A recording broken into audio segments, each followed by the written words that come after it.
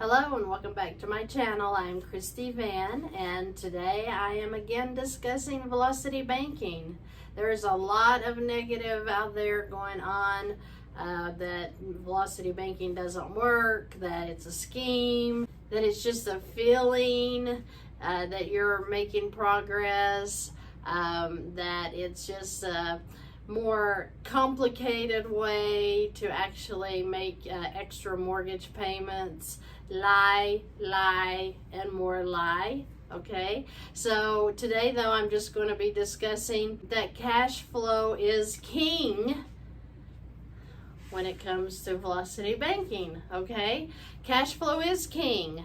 Cash is not king anymore. We're not in the 60s, and we have not been a cash system since 1971. Our cash is not backed up with gold. Our cash is literally of no value. So we're credit. We are a fiat system. We're a credit system. So what does that mean? Well, that means that when you go to the bank and you get a loan, they don't actually have the cash to back up that loan. All they're doing is typing some numbers into the computer and saying, hey, they took this loan and now they need to pay it back. So this is not a cash system that we're under any longer. So we're going to discuss one of the main reasons that velocity banking is a beautiful strategy to use. That it's not make-believe, it's not a scheme, it's not made up, it's not a feeling, it actually works. So the way that it helps us the most is that when we consider cash flow as king, then we find ways to gain more cash flow, and that is usually in getting rid of loans and credit card debt. So how do we do that? When we transfer loans into a line of credit or into a HELOC, even a credit card will work. When you do your income transfer, it satisfies that monthly payment. So if you have a $10,000 balance on a credit card, and then you put your income in of say $4,000,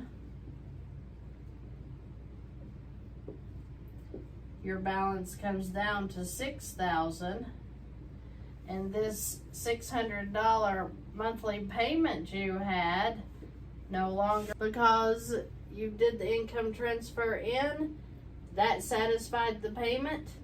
Now your expenses come out. So that's the basics of velocity banking with a credit card. But today I want to discuss why cash flow is king and how that helps us with velocity banking.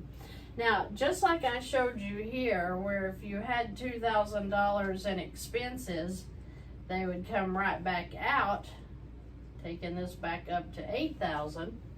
But that is the beauty of velocity banking, is a line of credit is open-ended. That means that you can put income in and then you can pull it right back out if you need it for expenses.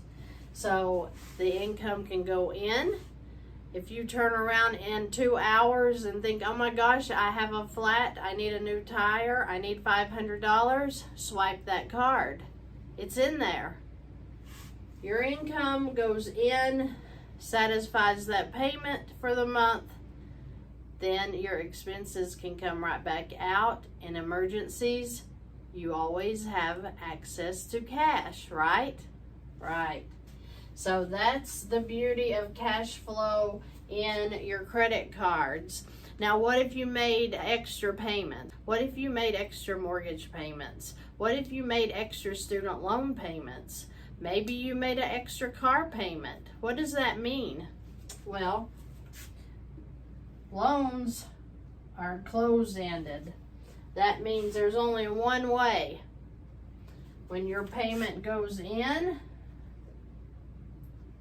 it is gone. You cannot go back in and grab that. I don't care what happens. I don't care what emergency you have. I don't care what traumatic event happened in your life and you need cash now, you're not going to go to your mortgage company and get it. You're not going to go get it from your student loan today. It's closed end. Once the payment goes in, it's gone. It's gone. That alone is why we should do velocity banking, because we need access to our money. And if we need it, we ought to be able to go in and pull it out and say, I need this. I'm having an emergency. But that's not the way it's set up. Once that payment goes into your mortgage, student loan, car loan, it's gone. Once that payment goes into a credit card, line of credit, HELOC, turn around and use it again in 10 minutes if you want to. If it's available, if it's there. Most credit cards, they all post the next day. Some Capital One cards I've seen, you'll post the payment right now and it'll immediately spin that balance up to whatever it is now that you put the money in there. It's a revolving account. It's revolving. They want you to use it that way. Income in, expenses out. Loan, income in, you will not see it again until you refinance. If you refinance, you repay all those fees, you pay all the application fees again, and you get to restart your interest. That's the really fun part about a loan. Let's change our mindset. Let's get back to reality of we don't have to live paycheck to paycheck. We have cash. We can have cash flow.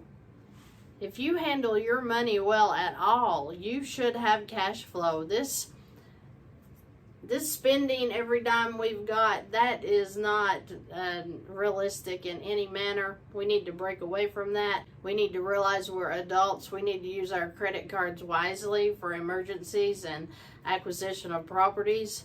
Anything that's going to bring us investments in ourselves.